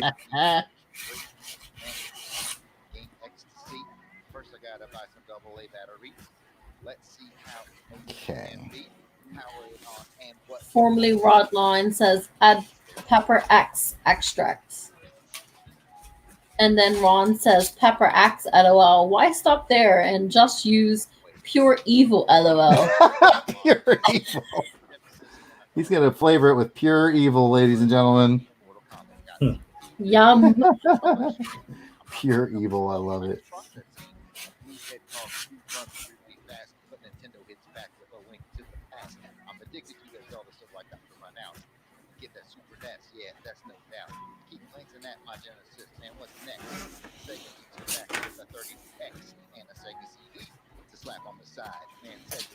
All right. I got a red box, ladies and gentlemen. I've drawn a red box. That looks cool. Let's see if I can make this red box work. Apparently, pure evil isn't as hot as pepper X.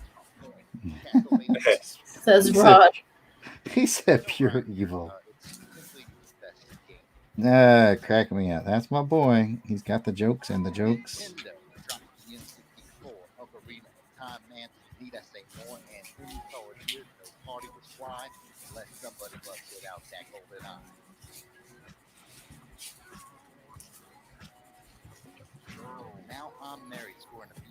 Since he's got all the jokes and jokes, I'm wondering how he felt about tonight's dad joke segment. I probably don't want to know.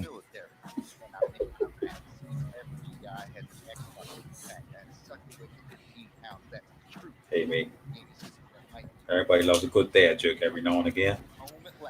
I introduced my son, 13. He'll be 14 this weekend. Oh, nice. Year old, and I introduced him to the Austin Powers movies this week. He really liked those. Really? He goes 14? 14 this year? 14 this weekend. Our oldest goes 14th on the 19th. There you go. That's funny. Yeah. I mean, we, like I said, me and Mark figured out that we're very close in age. Yeah, it was pretty very great. Similar experiences in life, which is weird. Yeah, that is weird. We both have super hot wives, which is cool. Yep. More common than we thought, huh? Yeah. Well, I'm not from an island, but my wife is because she's from Puerto Rico. Yeah, close enough. Rod says that his son loves to tell the dad jokes. I love them. I really do. Yeah, me too. I just got to memorize some more of them. I can never remember them. That's my problem. I mean, they're always good fun. You know what I mean?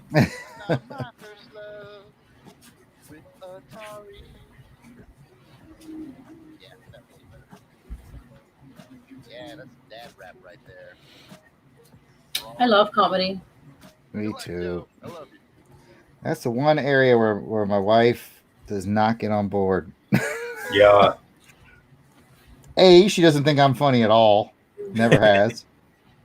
It's great because, like, when people first meet my wife, they're like, "Get on board."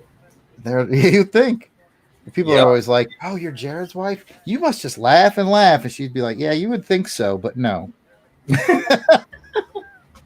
And I have to tell him, nope, she has not laughed at anything I've said since 1994. Does not find me amusing in the slightest. Well, sorry to hear that, Jerry. Yeah, well, you know. But you can't have it all, you know? It's half the fun, because on those rare occasions when I do get her to laugh, it's like Yeah, a true exactly. victory. Yeah, exactly. Yes. Exactly. I don't think I'm like that. I love comedy. A good joke, I'm down. I would literally binge watch comedy shows on YouTube. Yep.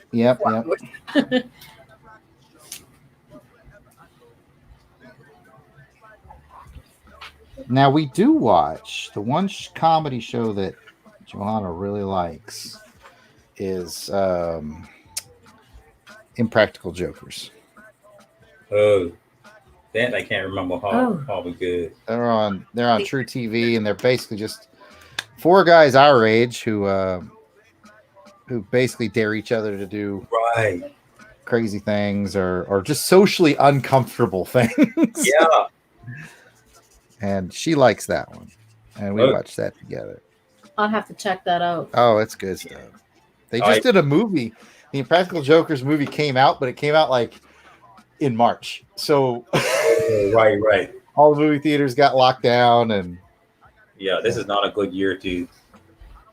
Yeah, I was just talking about this with another friend of mine. Like, I'm just shocked at how not agile the movie industry has been for this. Right. I mean, let's take the new James Bond that everybody was looking forward to. That's right. I was waiting for that.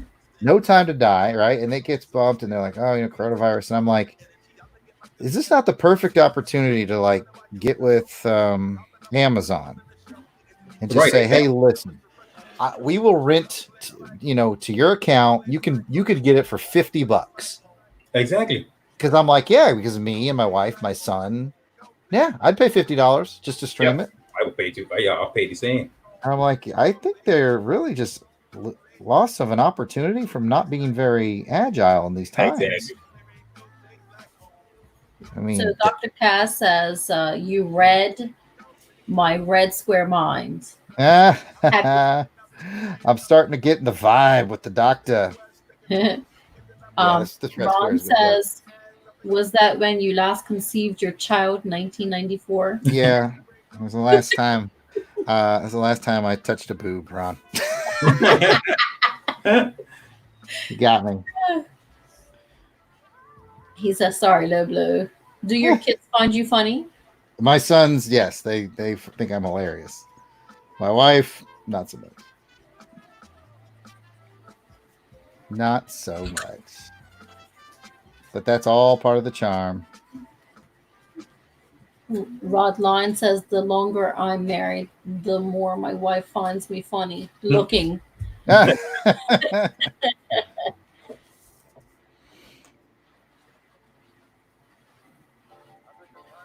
Last time she laughed, Ron says. Yeah.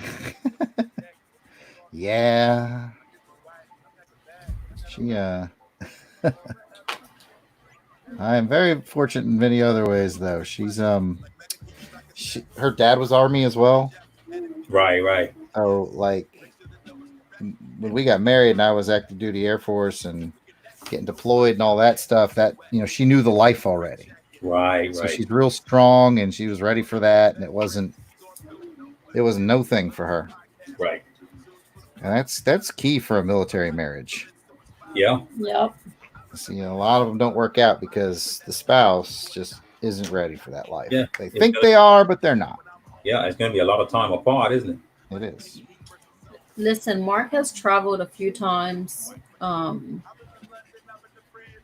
with his cycling group, and is like a couple of days every time he goes.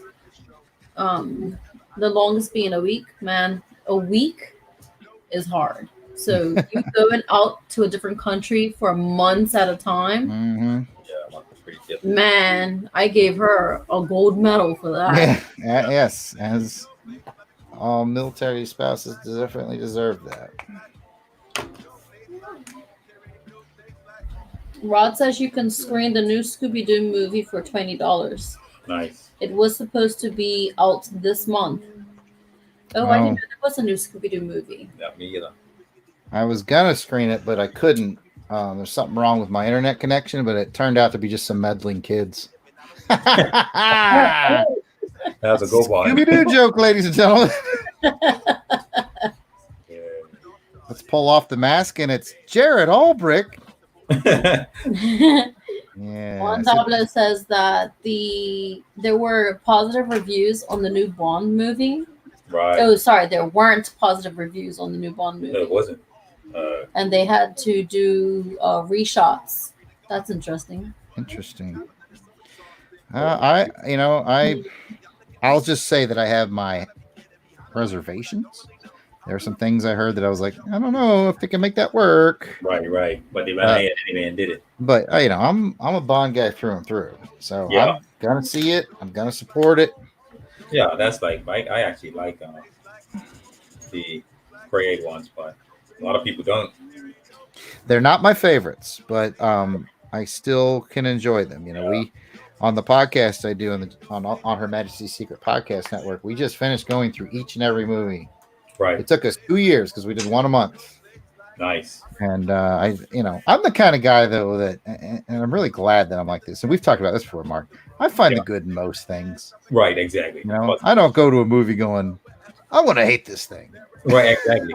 Like, what fun is that? Exactly. I go, okay, I'm going to find all the coolest things in this movie. Sometimes I come away with not as much as I'd like. Yeah. But I mean, and the Craig movies, obviously, the stories could have been better. But I think now people don't give it a chance at all. Yeah, there's things I like about Craig. I think the action has never been better. Right. While we've transitioned to a James Bond show, I'm glad we did because I got a lot to say. I just feel like it's always like brooding and moody. Craig, he's always upset and moody and brooding, and I'm like, okay, I get it, because I mean Timothy Dalton did that brooding, moody, right, 007 a little bit back in '87 and '89, and I love Timothy Dalton. He's my favorite. Right. But what they need to let him do, and they let him do a little bit of this in Spectre, is they need to show him having fun. Yes. Like with a smile on his face every once in a while. Like Roger Moore did that all the time. He's never really smiling, is he?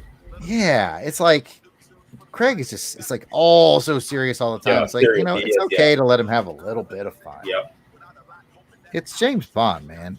Exactly. You need to have a couple times in the movie where you just laugh and smile and go, oh, that's so cool. And all that is part of the character, Yeah. That's all part of it, too.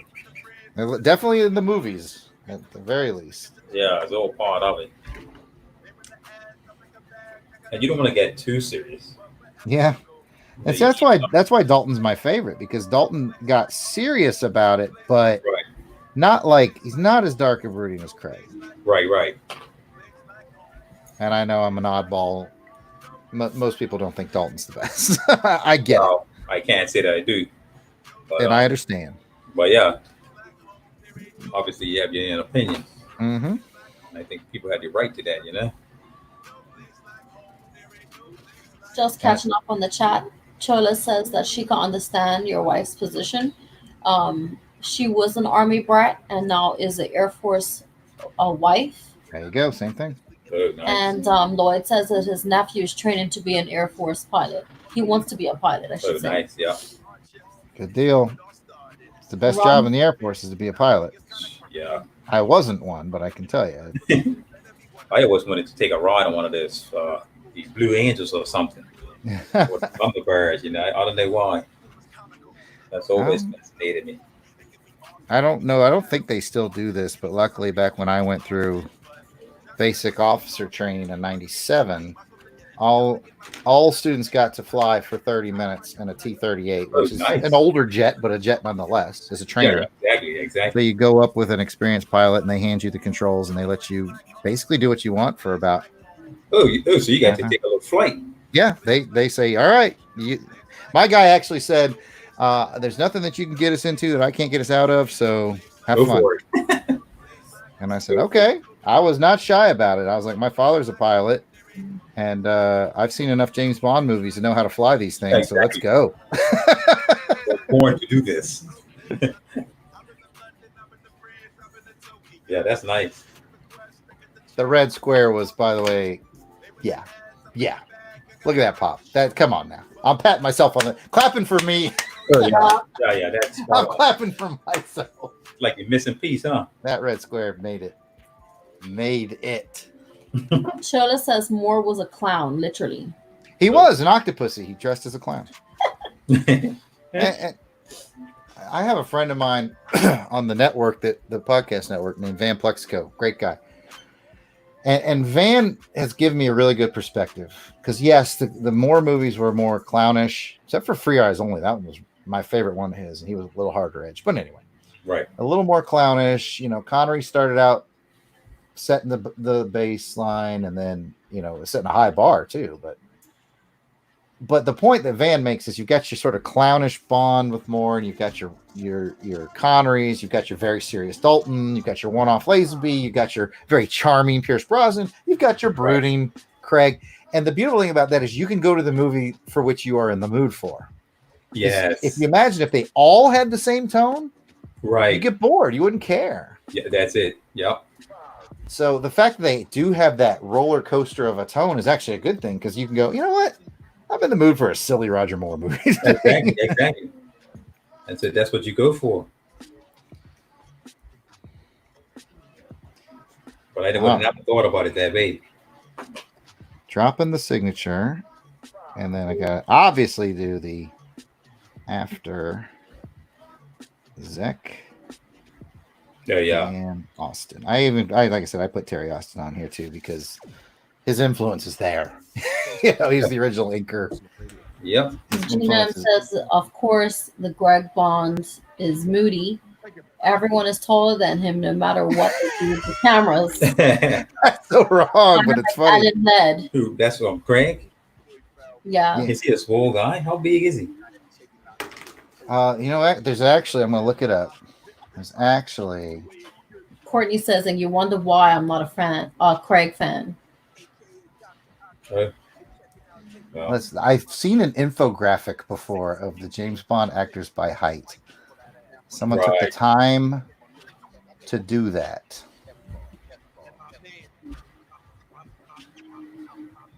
Where is that infographic? Let's see here. Juan Dabla says that he has autographs from every Bond. He says it took him years. Oh, nice. Oh man, I'm on that quest, Juan. Just over my right shoulder here at the desk, I've got Connery, I've got Lazenby, I've got Moore, and I've got Dalton. So I still need Brosnan and Craig. And not to be morbid, but those are the two best ones to be missing because they're the younger ones. Right.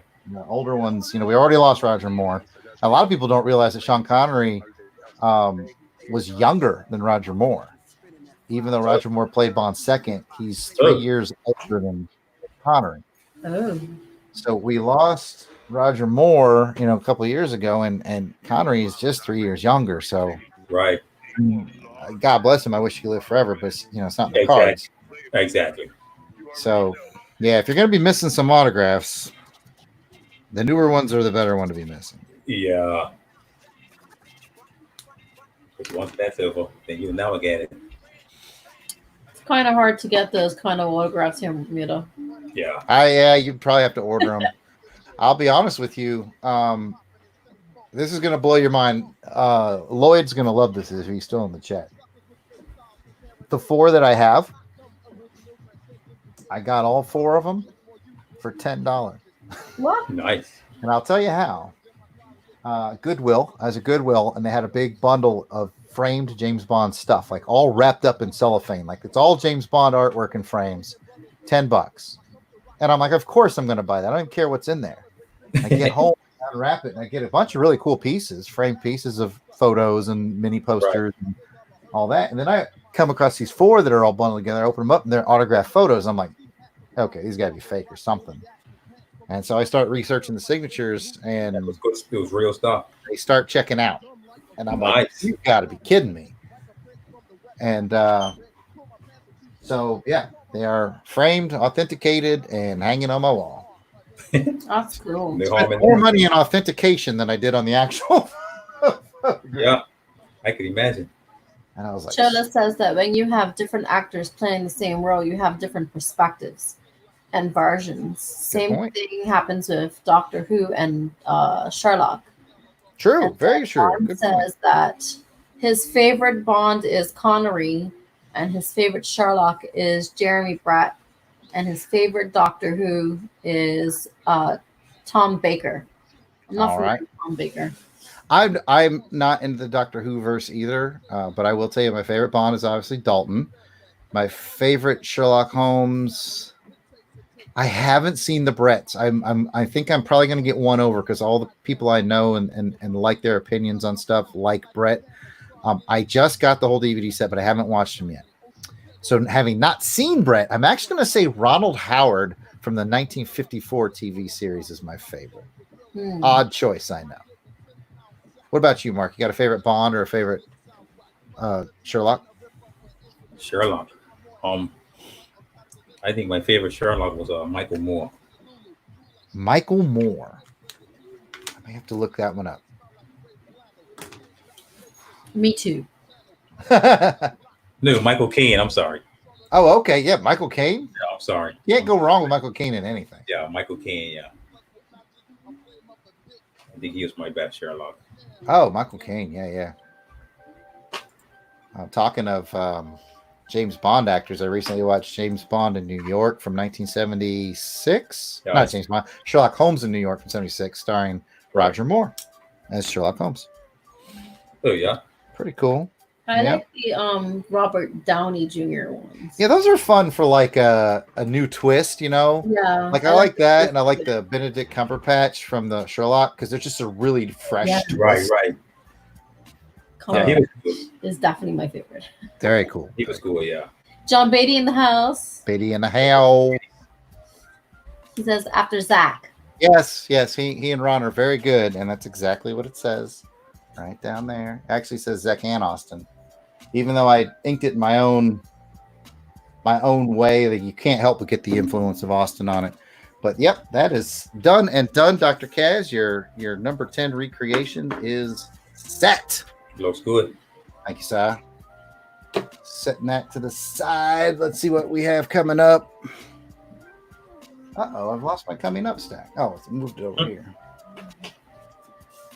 You know what I still have as a reminder to our audience, if anybody's interested in purchasing, speaking of Bond, I've got the Dalton piece, and I've got the That's right. Ghostbusters. Ghostbusters. Picking up the new color print on that one soon, so that might make a nice package deal to get the color version and the original I'm together. surprised the Ghostbusters one you still have. Yeah, still hanging out. But we're fixing to wind down. People, we're hitting that 2-hour mark. Let's speaking of Mark, well, let's put Ray the right way. And Courtney says that not too many people know that Roger Moore passed away.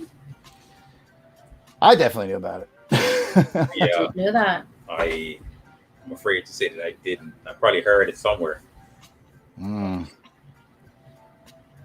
So how long ago was that? Ron said, let Mark finish. Ron, what you don't understand is if I leave this camera rolling, he will just keep doing this. Oh yeah, it's almost done. But He yeah, will I just keep doing after this I was still got a ways to go. But yeah. John's got me cracking up at the chat. He says, Ron bought that Ackroyd. Which is funny since the long history of me screwing Ron out of his pieces. But we've got it all straightened out. But that's hilarious, John. Oh, goodness. Great looking Dr. Doom there, my friend. Yeah, thank you, sir.